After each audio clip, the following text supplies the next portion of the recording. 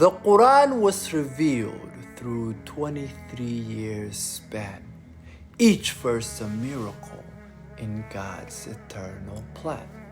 In Arabic's most eloquent speech, no poet could create such verses, they say.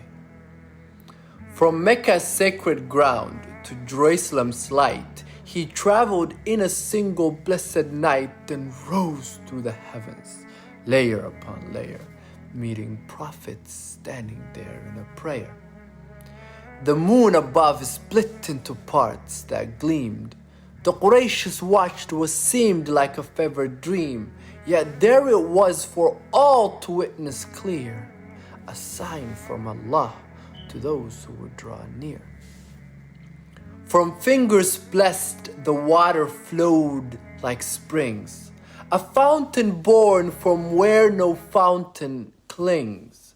The thirsty army drank their fill and more. From human hands came what earth could pour. A handful here, a modest bowl of bread, yet hundreds ate completely fed. The food remained, though many mouths did taste. In his blessed hands there was no waste. The blind received their sight through his pure prayer. The wounded healed as though there was no wound there. Ali's eyes were cured at Khaybar's gate.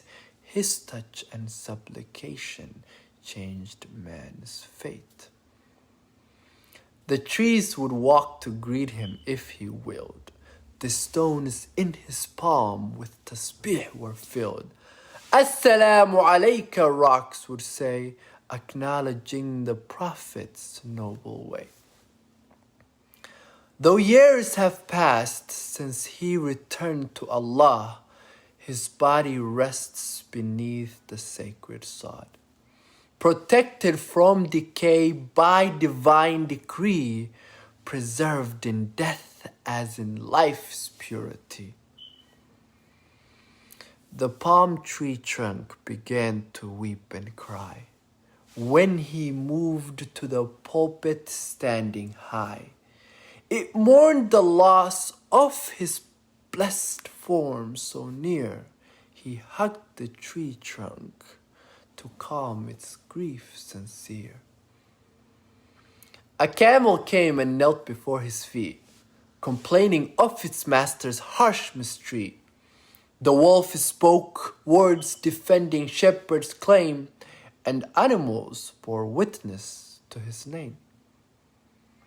The Romans will be conquered, he foretold, when they were weak and Muslims not yet bold. He spoke of trials that would come to pass, of signs before the world's finales last. The Jewish woman served the poisoned meat. The shoulder spoke, do not consume, retreat. The food itself warned him of death's design, protected by a mercy most divine. In darkness deep, his face would shine so bright. His companions walked guided by his light. No torch was needed when he led the way. His blessed presence turned night to day. At Badr's well, with just a single arrow's throw, he blessed the water, made it overflow. 1,400 at Hudaybiyah drank their share from one small well through his blessed prayer. A small bowl of dates, a pot of stew, fed multitudes until the meal was through. At weddings, battles, time of desperate need, his blessings made small portions an endless feed. The cloud would shade him as he traveled far, more faithful than a compass or a star. following him beneath the desert sun, providing comfort until the day was done. He spoke to the dead at Badr's deep well cast. They slain disbelievers from battles past. Did you find true what God has promised you? The dead could hear, though none replied in view. His sweat was musk, his scent was paradise, more beautiful than any merchant spice. Companions saved the water from his grace and used it as a perfume in every place. At Hudaybiyah, beneath the desert tree, 1,400 pledged their loyalty. God's peace descended, angels gathered around the pledge of Ridwan on most sacred ground.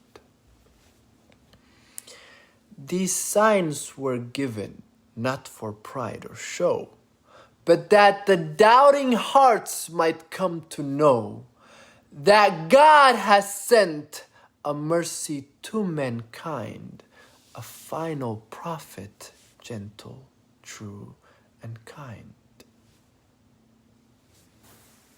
Allahumma ya nur as-samawati wal-ard, ya Rahmanu ya Rahim.